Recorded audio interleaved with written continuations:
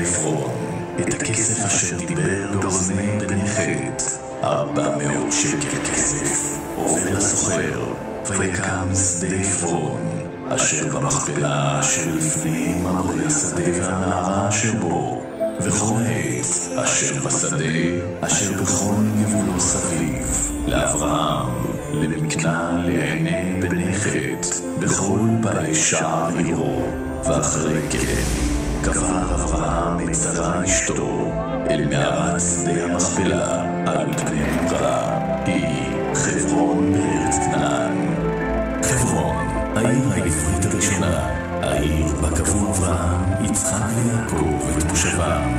בה הקים דוד את ממלכתו, אליה עלו יהודים לרגל בכל הדורות. העיר בה התקיימה קהילה יהודית עתיקה במשך אלפי שנים.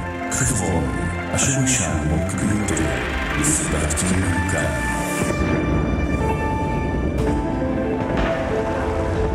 לאורך אלפי שנים התפתחה בעיר האבות קהילה יהודית מפוארת. תלמידי חכמים ורבנים מצד בעלי מלאכה וסוחרים, רצף התיישבותי של אלפי שנים, אשר נגדה באחת בפרעות תרפ"ט.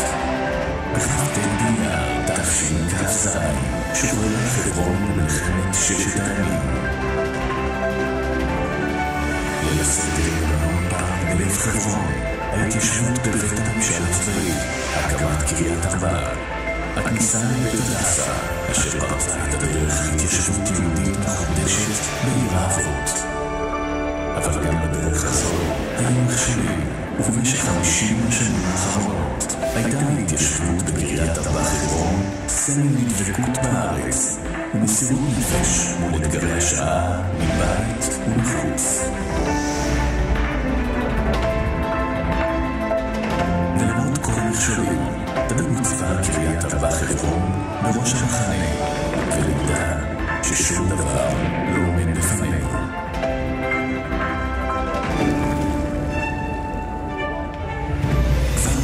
תשכ"ח הוקמה קריית ארבע חברון, וממנה בהנהגת הרב לוינגר יצאה קריאת התעוררות לכל ההתיישבות המתחדשת ביהודה ושומרון.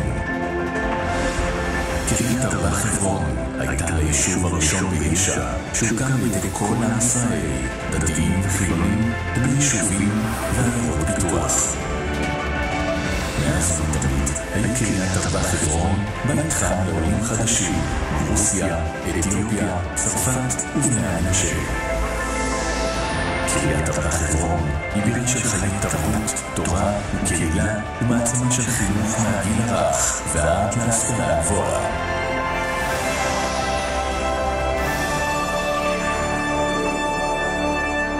וכך יכולים אנו לעמוד היום על הרי חברון הגבוהים ולהסתכל בסיפוק על 50 שנות עשייה, והלב מתמלא בגאווה, אך גם בתחושה של שליחות, להמשיך את דרכם של האבות, לשאת בגאון את חזון הממלכה של דוד, ולהיות שליחים נאמנים של אלפי שנות התיישבות יהודית בהר חברון.